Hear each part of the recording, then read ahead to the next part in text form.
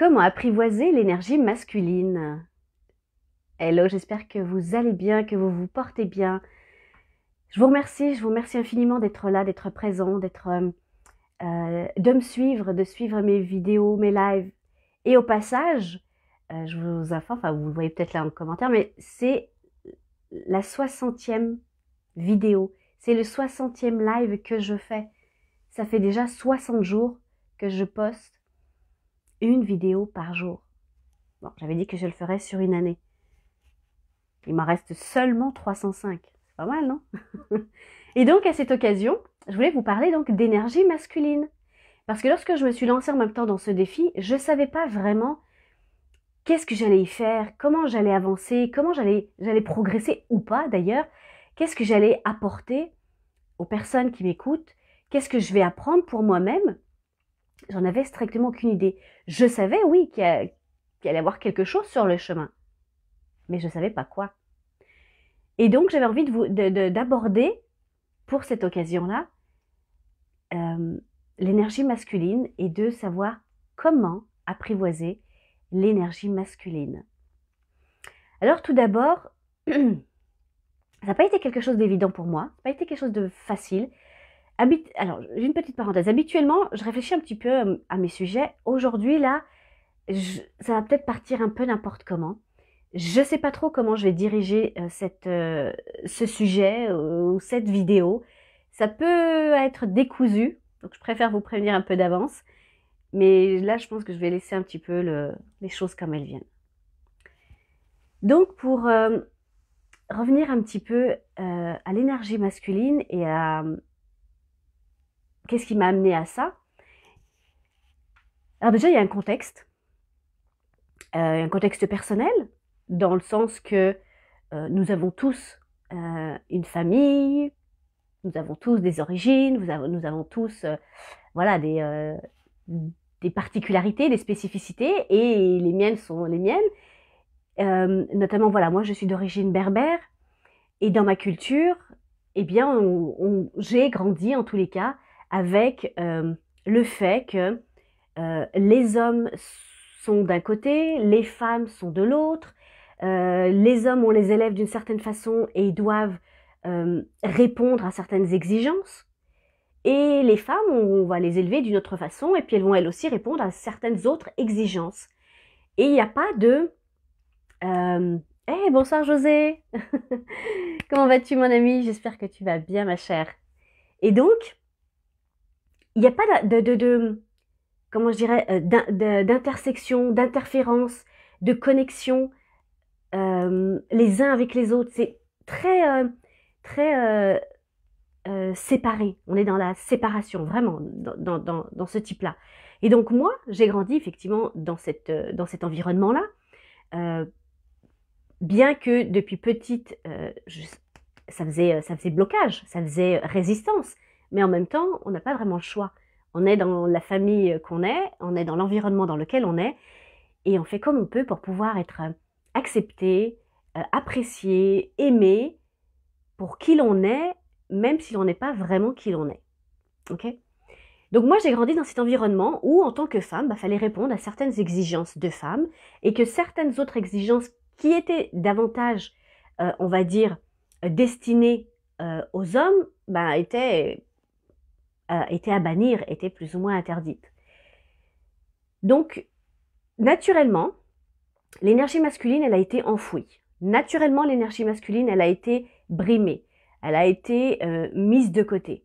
Et ça fait quelques torts, hein, un moment, enfin, même dans ma famille, parce que certaines fois, j'avais certaines envies et qui étaient tout de suite coupées un petit peu l'herbe sous le pied parce que ça ne se faisait pas. Donc, en tant que fille, en tant que femme, on attendait que je fasse certaines choses, que j'y réponde à certaines attentes. Donc, ça faisait parfois quelques frictions. Et parce que je répondais pas aux attentes qu'on exigeait de moi, et puis deux, j'allais sur un terrain que justement on n'attendait pas de moi et sur lequel on n'acceptait pas, quoi, d'une certaine manière. Donc ça, c'est une chose, on va dire, ça c'est l'environnement, c'est la famille, c'est le contexte. Je veux dire, tout le monde a grandi dans un certain environnement, dans un certain contexte socio-culturel, familial, etc. Et s'il est favorable, c'est parfait, mais ça arrive souvent que ça ne l'est pas.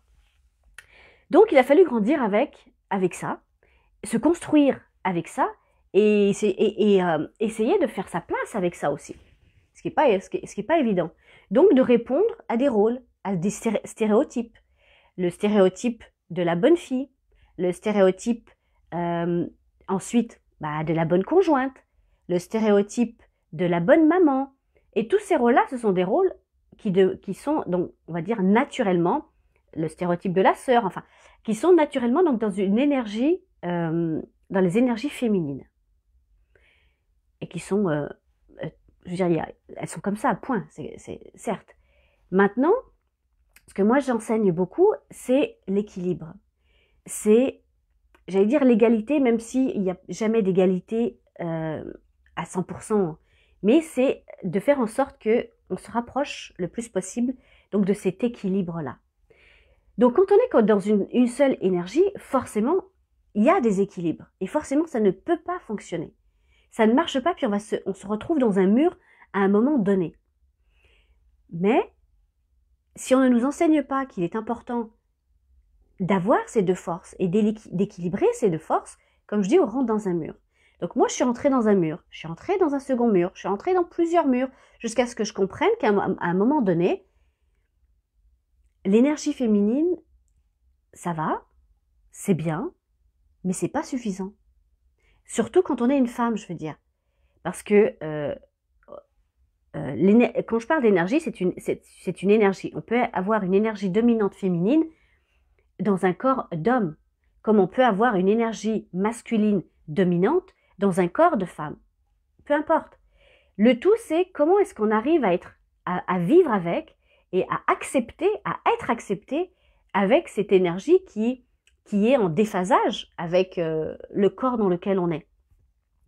Et donc d'essayer justement de rassembler tout ça, de tenter l'équilibre, de tenter le mariage justement de ces énergies-là. Et pas juste le mariage avec un être du sexe opposé. Non, c'est le mariage avec soi de ces deux énergies. Donc comment on fait quand on ne sait pas qu'on a une autre énergie qui est aussi dominante et aussi importante, et de pouvoir équilibrer tout ça, puis vivre justement dans l'harmonie la plus optimale qui soit. Donc comme je vous le disais, moi, on m'a jamais enseigné ces choses-là. Donc j'ai appris par moi-même, j'ai appris par mes erreurs, j'ai appris par les murs que je me suis pris. Donc j'ai beaucoup appris, je me suis renseignée, j'ai étudié, et j'ai beaucoup appris justement le fonctionnement de ces énergies-là.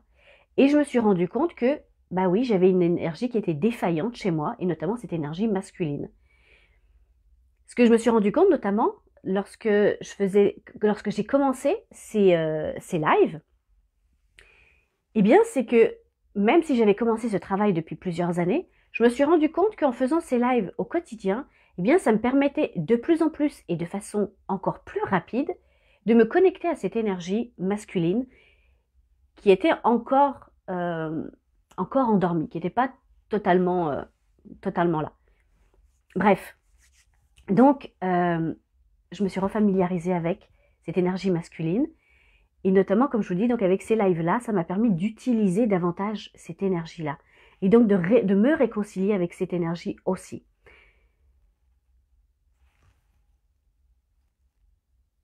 Comme je dis, c'est un peu décousu, parce que j'amène les choses comme ça, comme elles me viennent. Et ce qui est aussi intéressant, c'est que pour qu'il puisse y avoir énergie masculine, il est important aussi d'être vraiment en phase avec son énergie féminine et de pas la dénigrer et de ne pas la rejeter non plus.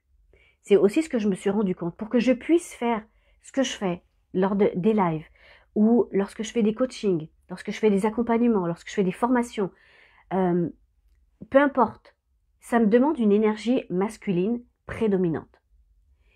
Mais pour que cette énergie puisse se manifester, j'ai besoin aussi de mon énergie féminine qui va venir contrebalancer et qui va venir dans toute la partie introspection, dans la partie préparation, dans la partie organisation, dans la partie intuition. Donc il y a toute cette partie-là d'énergie féminine qui doit être utilisé à son maximum pour ensuite donner son maximum dans son énergie masculine. Parce c'est important de pouvoir réconcilier les deux et on ne peut pas attendre de pouvoir réussir ou de pouvoir atteindre tel ou tel objectif dans sa vie sur une seule énergie. On ne peut pas se baser sur une seule énergie. La même chose si l'on est un homme et que l'on a une énergie dominante masculine. À un moment donné, ces personnes-là et ces hommes-là se rendent compte aussi qu'il manque quelque chose et qu'ils ont besoin aussi de se reconnecter ou de se connecter tout simplement à leur énergie féminine. Donc ce que je voulais vous amener aujourd'hui, c'est donc oui, l'importance d'avoir conscience déjà de ces deux énergies et que nous avons tous ces deux énergies en nous, c'est de prendre conscience de laquelle nous domine. Et c'est pas parce que vous êtes une femme que c'est l'énergie féminine qui domine, ou que vous êtes un homme et que c'est l'énergie masculine qui domine. Pas forcément. Ça n'a pas forcément à voir. L'énergie est différente du sexe que vous pouvez avoir, vraiment.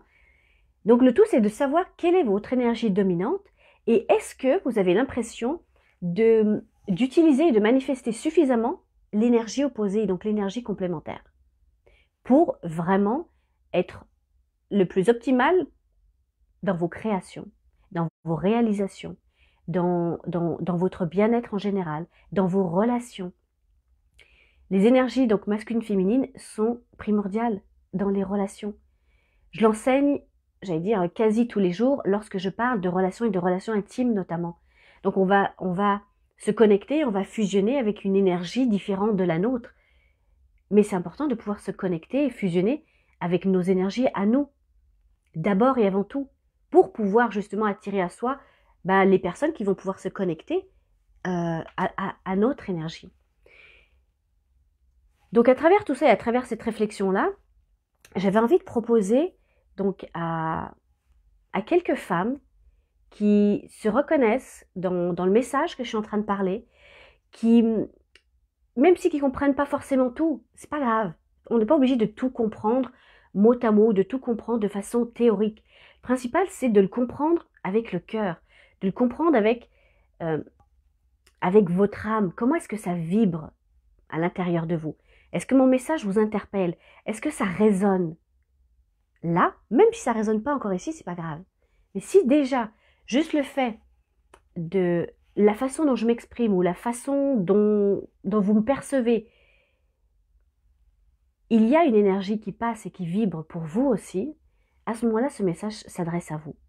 Et donc, je m'adresse à vous parce que je souhaite proposer à quelques femmes, à 5 femmes, pas des dizaines, pas des centaines, pas des milliers, mais juste 5 femmes qui ont le désir d'apprendre à apprivoiser leur énergie masculine, si bien évidemment elles sont dans une énergie féminine prédominante, pour pouvoir ensuite, se réconcilier avec elles-mêmes, se réconcilier avec cette énergie, d'apprivoiser cette énergie et pour pouvoir en faire une énergie constructive, une énergie de création, une énergie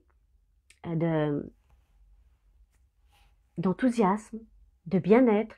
Et quand on le fait donc en collectivité, quand on le fait en groupe, eh bien c'est démultiplié, encore plus que quand on le fait seul. Donc moi, c'est ce que je souhaite vous apporter, parce que moi je l'ai expérimenté seul pendant des années.